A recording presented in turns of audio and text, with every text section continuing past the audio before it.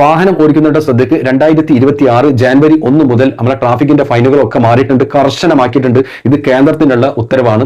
അതായത് നമ്മൾ വാഹനം ഓടിക്കുന്ന സമയത്ത് ഡ്രൈവിംഗ് ലൈസൻസ് ഇല്ലാന്നുണ്ടെങ്കിൽ നമുക്ക് 5000 രൂപയാണ് ഫൈൻ കിട്ടുന്നത്. അതുപോലെ തന്നെ RC ബുക്ക് ഇല്ലാന്നുണ്ടെങ്കിൽ നമുക്ക് 3000 രൂപ മുതൽ 5000 രൂപ വരെ വരും. അതുപോലെ തന്നെ നമ്മളെ കയ്യിൽ ഇൻഷുറൻസ് ഇല്ലാന്നുണ്ടെങ്കിൽ അതിന് 2000 രൂപ മുതൽ അത് 4000 രൂപ വരെ നമ്മൾ റിപ്പീറ്റ് ചെയ്യാന്നുണ്ടെങ്കിൽ, ടൂ വീലറിൽ ഹെൽമെറ്റ് ഇല്ലാതെ വാഹനം ഓടിക്കുകയാണെന്നുണ്ടെങ്കിൽ നമുക്ക് 1000 രൂപ ഫൈനും പിന്നെ നമ്മളെ ഡ്രൈവിംഗ് ലൈസൻസ് റദ്ദാക്കുകയും ചെയ്യും. പിന്നെ നമ്മൾ സീറ്റ് ബെൽറ്റ് ഇല്ലാന്നുണ്ടെങ്കിൽ 1000 രൂപ ഫൈനാണ്. പിന്നെ നമ്മൾ ബൈക്കിൽ നമ്മൾ 3 ആളെ വെച്ചിട്ട് പോവാന്നുണ്ടെങ്കിൽ നമ്മളെ ഡ്രൈവിംഗ് ലൈസൻസ് റദ്ദാക്കുമെന്നാണ്. 1000 രൂപ ഫൈനും നമുക്ക് കിട്ടും. നമ്മളെ വാഹനം ഓവർ സ്പീഡ് ആണെന്നുണ്ടെങ്കിൽ അതിന് 1000 മുതൽ 2000 വരെ വരും. നമ്മൾ മദ്യപിച്ച് വാഹനം ഓടിക്കുകയാണെന്നുണ്ടെങ്കിൽ 10,000 രൂപ ഫൈനും അതുപോലെ തന്നെ ജയിലിന്റെ ശിക്ഷ നമ്മൾ അനുഭവിക്കേണ്ടി വരും. മൊബൈൽ ഫോൺ യൂസ് ചെയ്തിട്ട് വാഹനം ഓടിക്കുകയാണെന്നുണ്ടെങ്കിൽ 5000 രൂപയാണ് ഫൈന്.